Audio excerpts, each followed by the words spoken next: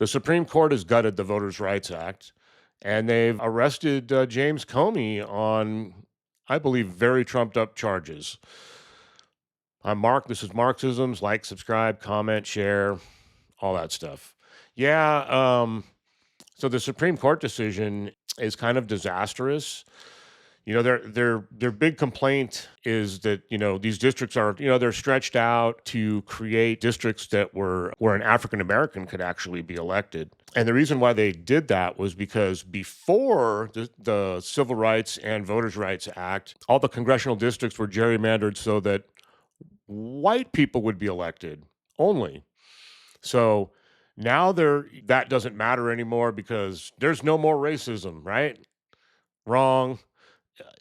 It's going to go right back to the way it was. And in fact, Mississippi, Louisiana, I think Tennessee, Florida. So they're all doing it now. They're all redistricting, and they're all going to gobble up those African American seats. You're going to see that there's going to be fewer African Americans in Congress now, and not it shouldn't.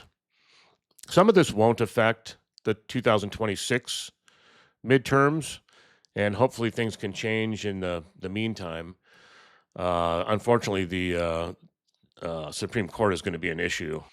But anyway, yeah, it doesn't look good. So now we're going back to gerrymandering things back to white DEI. We had 400 years of white male DEI in this country, and that was okay. And now that minorities get a little piece of the pie, suddenly, ooh, but that kind of DEI is bad.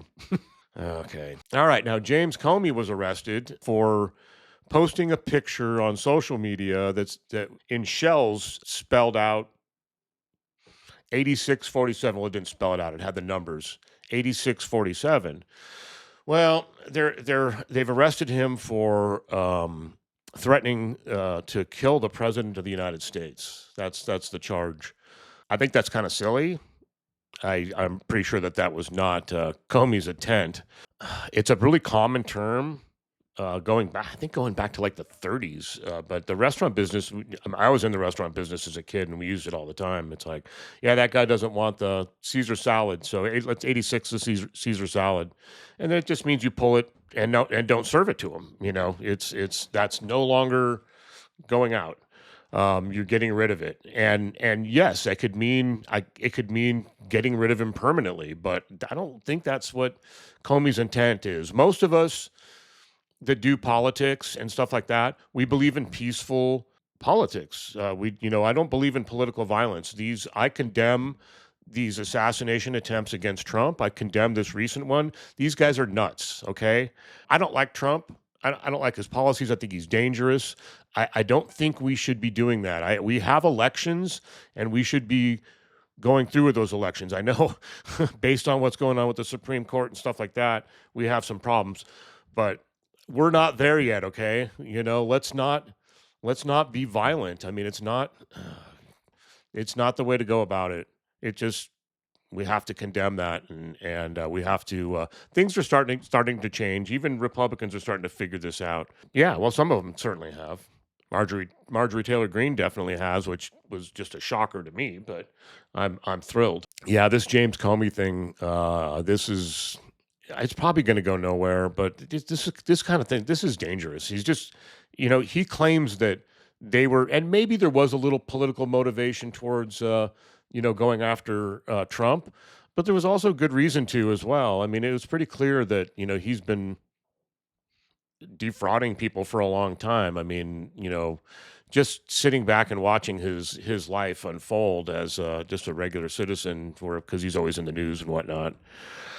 He just kind of, I never really liked the guy. I was just kind of, oh man, this guy is just such a con artist, Anyway, and that's my opinion. I don't have all the details about it, but there's just so much out there that, and well, let me just look at his actions, look at the way he is. Yeah, so hopefully this isn't going to go anywhere. I don't want to see Comey going to prison over something this stupid.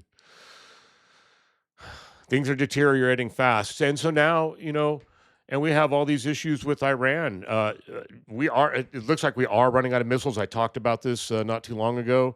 The vice president says he's concerned about it. And then he called the Atlantic on it and said, that's ridiculous. I never said that. And then he goes on to say, I'm concerned about it. Oh, of course I'm concerned about it. And it's like, okay, well, and it's okay to be concerned about it, even if there's not a problem. But we know that there is, and that's why he's being wishy-washy on it. We're probably getting low on our stockpile from everything I've heard and read. That's definitely the case. So I said in a video, probably about a month ago, that we had about a month left. Of course, we haven't been using them as much either. So that could be a big reason why the ceasefire is being dragged on. Okay. That could be an issue there. I don't know. Just asking questions for Tucker Carlson. We shall see. Let's see. Is anything else going on out there? Well, of course, gas prices and prospective future global oil shortages. We are doing a lot of oil exports right now, but that is going to give us only a short-term benefit here in the United States. Trumpy poo and the Republicans are making it out to be like this is a great windfall. It's going to be short-term, and we're damaging our reputation. That's just another nick against us. And more they're talking about not using the petrodollar as the currency anymore. So they want to start trading oil in something else, and that's going to be bad for the U.S.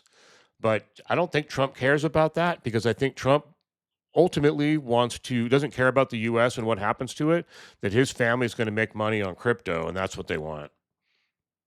So he might even be doing this on purpose, for all I know. That's just my view.